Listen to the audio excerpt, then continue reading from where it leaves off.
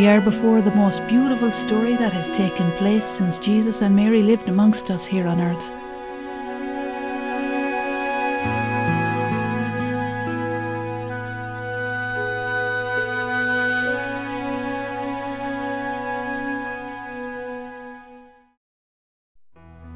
Where is Garabandal and what is it? Garabandal is an isolated village with a population of about 300 people in the Cantabrian mountains of northwestern Spain. The village is imbued with supernatural serenity and beauty. On June 18th, 1961, 4 girls, Conchita González, Jacinta González and Mariloli Mazón, who were 12 years old at the time, and Maricruz González, who was 11, were playing together in the village when they heard a sound like thunder. They were frightened and raised their heads to see where the noise came from. Suddenly, they saw before them the beautiful, resplendent figure of an angel. After a few brief moments, and without a word, he disappeared. During the next few days, the angel continued his visits, during which he looked at them in silence and smiled. The people of Garabandal began to meet with the girls in the evening to pray the rosary while they waited for the angel to appear. Finally, on June 1st, 1961, the angel spoke to the girls and said, "Do you know why I have come? I have come to proclaim that the Blessed Virgin Mary will appear to you tomorrow as Our Lady of Mount Carmel."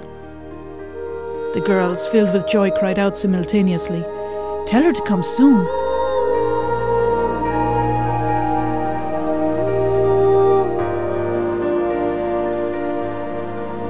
On June 2nd, in those days the feast day of the Visitation, at around 6 p.m, the girls were in the calleja, a stone path, when the Blessed Virgin appeared to them with the child Jesus and 2 angels. The girls recognized one of them as the angel who had appeared to them previously, who was later identified as Saint Michael the Archangel. The other was almost completely identical. Above the Blessed Virgin, to the right, there was an eye which the girls called the Eye of God. Without fear, the girls began to speak with the Blessed Virgin. They told her about their families and the work they did in their houses or in the fields, and the Blessed Virgin Mary smiled at them. Conchita said that it was as if her own mother had been gone on a long trip and had just come home. They prayed the rosary with the Blessed Virgin, who taught them to pray the rosary well.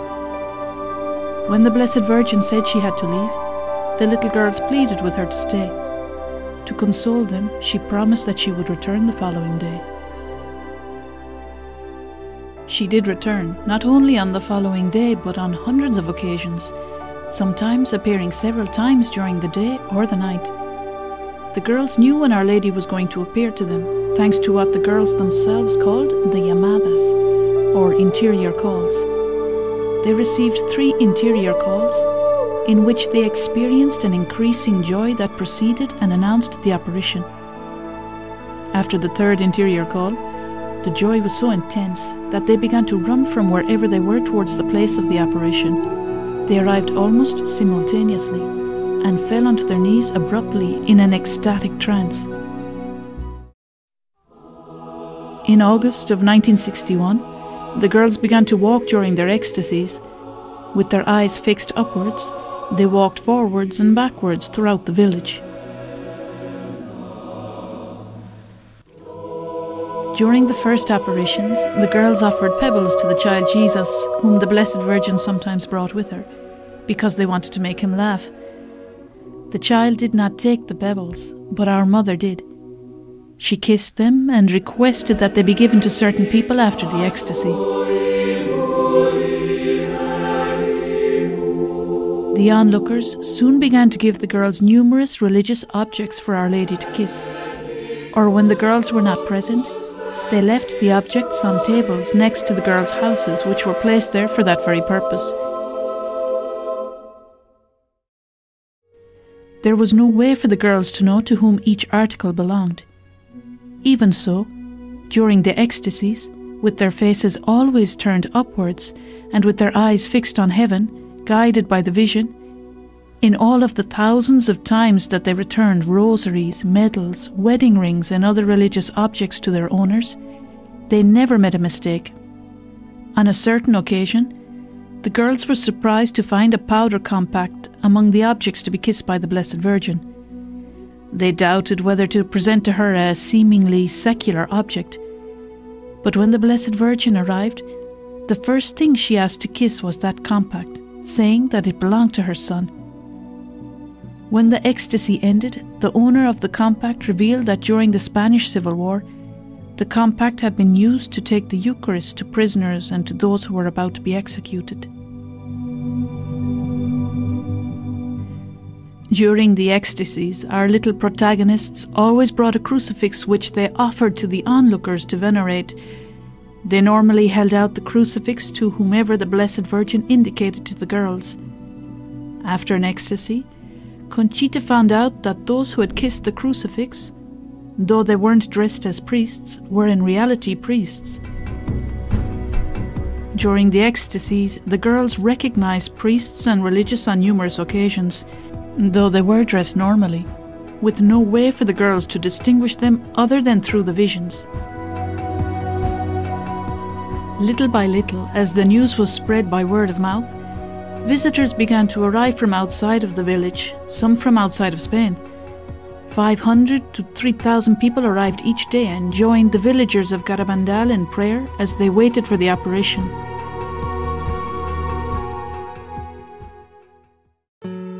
Soon many priests and doctors approached the girls during the ecstasies with the intention of judging whether the apparitions were genuine.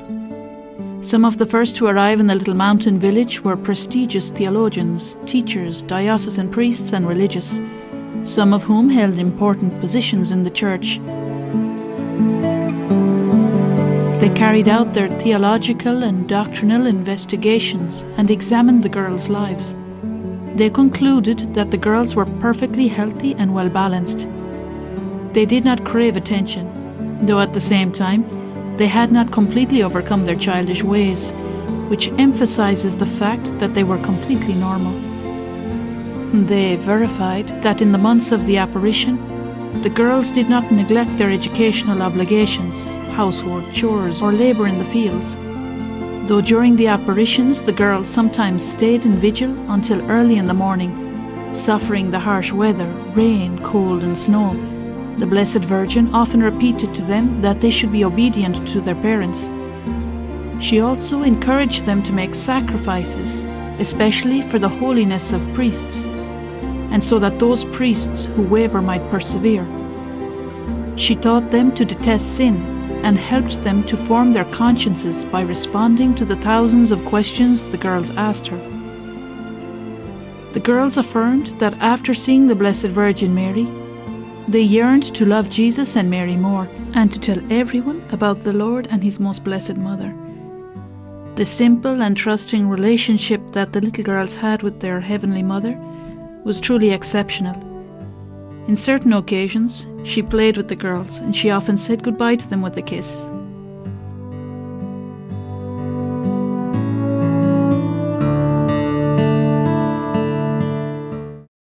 The doctors were astonished to see the strange physical phenomena that accompanied the ecstasies, during which they had absolutely no sensitivity to pain. Even when people poked them with needles or burned them with cigarettes, their bodies acquired extraordinary weight which made it impossible to pick them up or even to force them to make the slightest movement. While they contemplated the apparition, their eyes were completely open as they contemplated the apparition. Yet when cameras flashed or onlookers shined powerful lights into their eyes, their expressions did not change. They ran towards the site of the apparition and got there before everyone else, including the strong and healthy young boys. And while the rest of the people arrived sweating and out of breath, the girls arrived without any signs of physical fatigue. They fell hard onto their knees on the stones without hurting themselves. They walked forwards and backwards during the ecstasies on the poorly paved streets of the village, or even cross-country, with their heads completely raised and their eyes constantly fixed upwards. Though they were totally unable to see where they were going, they never fell or tripped. None of this has a natural explanation.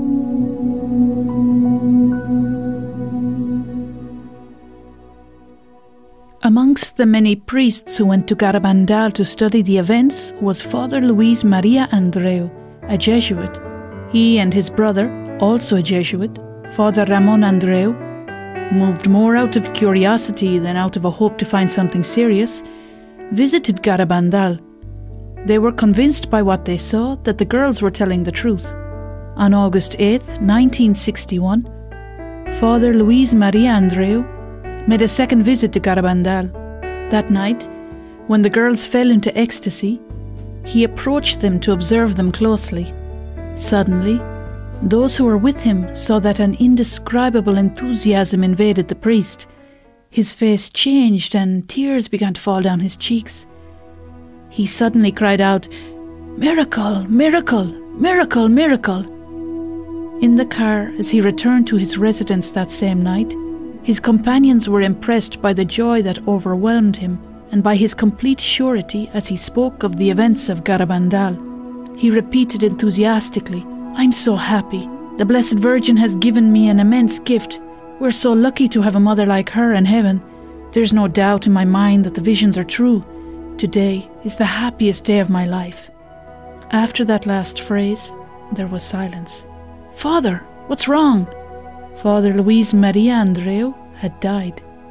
He was still a young man and had no known illness. The Blessed Virgin Mary told the girls that on August 8th, Father Luis Maria Andreu had not only seen her, but he had also seen the great miracle that would come. What did the Blessed Virgin mean when she said, "great miracle"? In October of 1961, the Blessed Virgin Mary revealed to Conchita the great miracle. Later, she also told the other three. Conchita says that it will be a Thursday at 8:30 p.m. and will last 15 minutes, but a visible sign will remain in the pines until the end of times. It will coincide with the great event in the church. The sick who are in Garabandal will be cured. The sinners will convert and the unbelievers will believe. Conchita will announce the date of the miracle 8 days in advance. In order to prepare us for the great miracle, a supernatural warning coming directly from God will occur. The warning will appear in the sky and will be visible to the whole world. It will be understood by everyone at the same time, regardless of their state of life or knowledge of God. It will be a terrible experience, but it will be for the well-being of the souls, because we will see interiorly, in our conscience, the good and the evil we have done. God desires our salvation. The purpose of the warning is not to cause us to fear, but to bring us closer to Him and to increase our faith. If the world does not change after the miracle, a chastisement will come. Conchita says, if we do not change, the chastisement will be horrible. Loli, Jacinta and I have seen it, but I cannot say what it consists of, because I do not have Our Lady's permission. October 18th, 1961 was a day of great importance in the history of the apparitions of Our Lady of Garabandal. It was the day that the Blessed Virgin Mary gave the girls permission to announce the first message. The heavy rain that did not cease during the entire day did not discourage the thousands of people who arrived in Garabandal that day. As the evening fell, the girls read the text of the message in the pine trees. We must make many sacrifices, perform much penance and visit the Blessed Sacrament frequently. But first, we must lead good lives. If we do not, a chastisement will befall us. The cup is already filling up, and if we do not change, a very great chastisement will come upon us. With the simplicity of a mother, Our Lady gave her children the advice that they needed to hear for the good of their own souls. If we don't choose the way of the cross, if the Eucharist is not the centre of our lives each day, if we are not good, if we do not convert, the Lord will have no choice but to intervene to make us understand the importance of what is at stake, our salvation.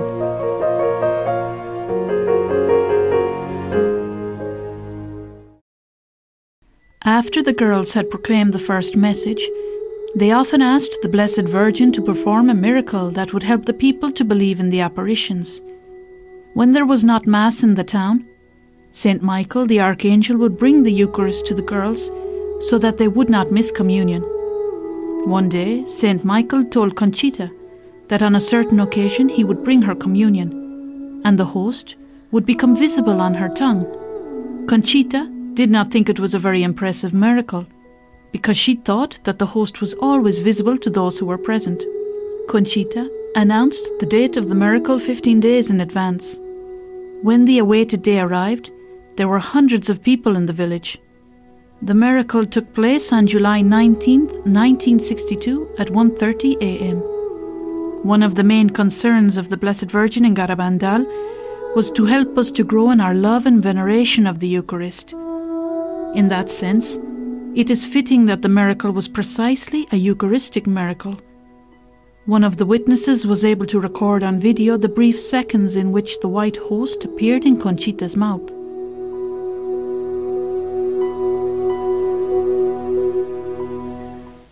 During the first 2 years, the heavenly manifestations constantly increased in number, but starting in 1963, the girls had fewer apparitions, and sometimes Our Lady, or occasionally our Lord himself, chose to speak to them through interior locutions.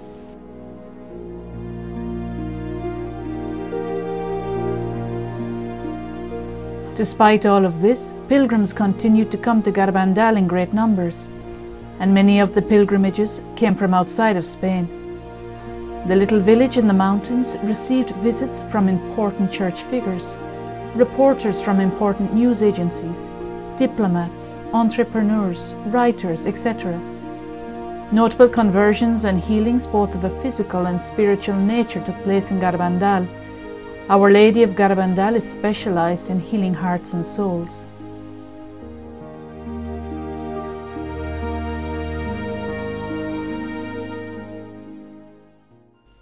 The second message of the Blessed Virgin Mary came on June 18, 1965, only a few months before the end of the apparitions. Saint Michael was sent by the Blessed Virgin to impart the message to Conchita. As Saint Michael spoke, tears began to stream down Conchita's face. As my message of October 18th has not been fulfilled and has not been made known to the world, I tell you that this is my last message. Before, the cup was filling up.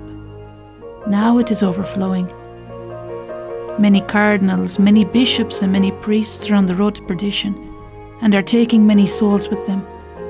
Less and less importance is being given to the Eucharist. You should turn the wrath of God away from yourselves by your efforts. If you ask for His forgiveness with sincere hearts, He will forgive you. I, your mother, through the intercession of St. Michael the Archangel, ask you to amend your lives. You are now receiving the last warnings. I love you very much and do not want your condemnation. Pray to us with sincerity and we will grant your requests. You should make more sacrifices. Meditate on the Passion of Jesus.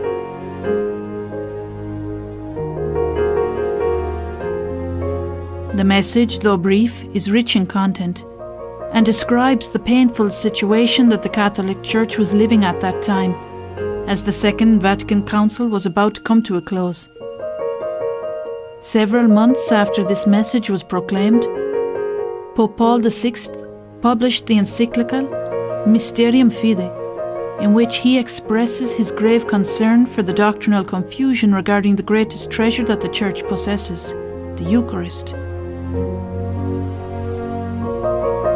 However, on June 18, 1965, Conchita could not have known about this because the doctrinal and liturgical crisis that had begun in the heart of the Church had barely reached Spain, and certainly had not reached this village lost in the mountains. Either way, the great crisis which occurred among the priests was unthinkable. Soon, however, it became reason for a new and profound affliction for the successor of Peter and for the entire Church. November 13th, 1965 was a bittersweet day for Conchita. She walked alone to the pines as the rain fell down on her. The Blessed Virgin Mary appeared again to the young woman. She came with the child Jesus, who was all smiles, but this would be the last time.